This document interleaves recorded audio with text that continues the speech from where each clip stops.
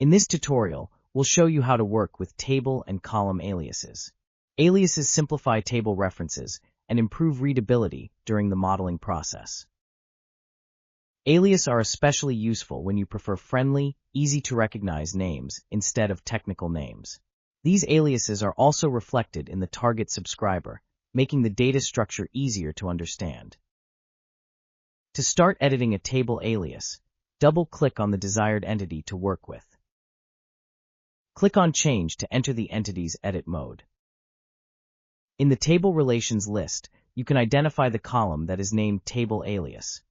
This section is used to configure the alias for that specific table. Click on a cell from the column Table Alias. Let's set an alias for the table VBAK, type sales_header, and press Enter. Now let's do the same for the table VBAP.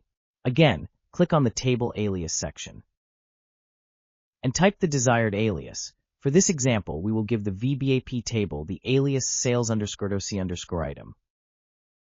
You can also edit the alias of an existing table. Just click on the alias you want to modify. You can either delete the alias or simply update it for a new one. For this example, we will change the alias of table VBPA to new_name.